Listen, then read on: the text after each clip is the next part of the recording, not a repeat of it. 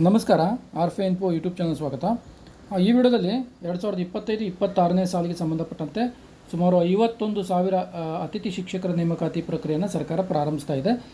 ಈ ಒಂದು 51,000 ಹುದ್ದೆಗಳು ಪ್ರಾಥಮಿಕ ಮತ್ತು ಪ್ರೌಢಶಾಲೆಗಳಿಗೆ ಎಷ್ಟೆಷ್ಟು ಹುದ್ದೆಗಳನ್ನು ಹಂಚಿಕೊಟ್ಟಿದ್ದಾರೆ ಅನ್ನೋದನ್ನು ಈ ವಿಡಿಯೋದಲ್ಲಿ ಸ್ಪಷ್ಟವಾಗಿ ಹೇಳ್ತಾ ಬರ್ದಂತೆ. ಮತ್ತು ಡಿಸ್ಕ್ರಿಪ್ಷನ್ ಬಾಕ್ಸಲ್ಲಿ ಪ್ರೌಢಶಾಲಾ ಶಿಕ್ಷಕರ ನೇಮಕಾತಿ ಗುಂಪಿದೆ, ಇಂಟ್ರೆಸ್ಟ್ ಇದ್ದರೂ ಜಾಯ್ನ್ ಆಗ್ಬೋದು.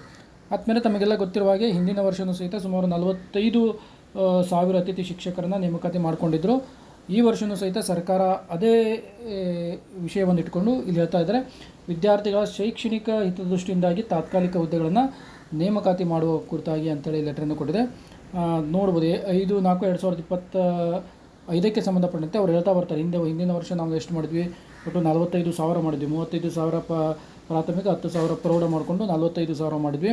ಇಲ್ಲೇನು ಹೇಳ್ತಾರೆ ಅಂತಂದರೆ, ಶೈಕ್ಷಣಿಕ ವರ್ಷದ ಅಂತ್ಯದವರೆಗೆ ಅಥವಾ ಶಿಕ್ಷಕರ ನೇಮಕಾತಿ ಆಗುವ ತನಕ ಯಾವುದು ಮೊದಲು ಬರ್ತದೋ ಅದಕ್ಕೆ ಸಂಬಂಧಪಟ್ಟಂತೆ ಅವ್ರನ್ನ ನೇಮಕಾತಿ ಮಾಡ್ಕೊಳ್ತೀವಿ. ಅಂದರೆ ಯಾರು ಜಾಯಿನ್ ಆಗಿರ್ತಾರಲ್ಲ ಅವರು ಏನಾದರೂ ನೇಮಕಾತಿ ಹಾಕ್ಕೊಂಡು ಆ ಪ್ಲೇಸಿಗೆ ಬೇರೆದವ್ರು ಬಂದರೆ ಅವ್ರು ಬಿಟ್ಟು ಕೊಡಬೇಕು, ಅಥವಾ ಯಾರೂ ಬರದಿದ್ದರೆ ಶೈಕ್ಷಣಿಕ ವರ್ಷ ಹಂತದಲ್ಲಿ ಅವ್ರದ್ದು ಕೆಲಸ ಮುಗಿತದೆ ಅನ್ನುವಂಥ ಒಂದು ಶೀರ್ಷಿಕೆ ಅಡಿಯಲ್ಲಿ ನೇಮಕಾತಿ ಪ್ರಕ್ರಿಯೆಯನ್ನು ಪ್ರಾರಂಭಿಸಿದ ಇದ್ದಾರೆ. ಯಾವ್ಯಾವ ಹುದ್ದೆಗಳು ಎಷ್ಟೆಷ್ಟು ಅಂತ ನೋಡ್ತಾ ಬರೋದಾಗಿತ್ತು ಅಂತಂದರೆ ನೋಡ್ಬೋದು. ಇಲ್ಲಿ ಕೊಟ್ಟಂತೆ 2023-5-2025ಗೆ ಮತ್ತೆ ಏನು ಮಾಡ್ತಾರೆ ಅಂತಂದರೆ, ಪ್ರಸ್ತಾವನೆ ನೋಡಿಕೊಂಡು 2025-26ನೇ ಸಾಲಿನ ಪ್ರಾಥಮಿಕ ಮತ್ತು ಪ್ರೌಢಶಾಲೆಗಳಲ್ಲಿ ಖಾಲಿ ಇರುವಂಥ ಶಿಕ್ಷಕರ ಹುದ್ದೆಗಳಿಗೆ ಶೈಕ್ಷಣಿಕ ಹಿತದೃಷ್ಟಿ ಅನುಗುಣವಾಗಿ ಅಲ್ಲಿ ಏನು ಹೇಳ್ತಾರೆ, ನೇರ ನೇಮಕ ಮೂಲಕ ಶಿಕ್ಷಕರನ್ನು ಭರ್ತಿ ಮಾಡಿಕೊಳ್ಳುವವರೆಗೂ ಅಥವಾ ಶೈಕ್ಷಣಿಕ ವರ್ಷದ ಅಂತ್ಯದವರೆಗೂ ಎಂಬ ಶೀರ್ಷಿಕೆ ಅಡಿಯಲ್ಲಿ ಸುಮಾರು ಪ್ರಾಥಮಿಕ ಶಾಲೆಗಳಲ್ಲಿ 40,000 ಮತ್ತು ಪ್ರೌಢಶಾಲೆಗಳಲ್ಲಿ 11,000, ಅಂದರೆ ಸುಮಾರು 51,000 ಶಿಕ್ಷಕರ ನೇಮಕಾತಿಯನ್ನು ಈ ವರ್ಷ ಅತಿಥಿ ಶಿಕ್ಷಕರ ನೇಮಕಾತಿಯನ್ನು ಮಾಡ್ತಾಯಿದೆ.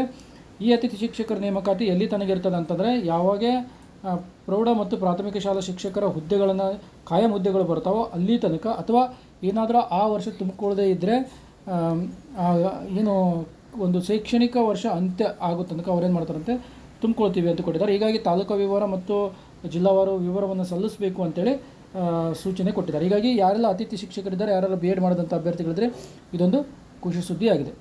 Okay, thank you.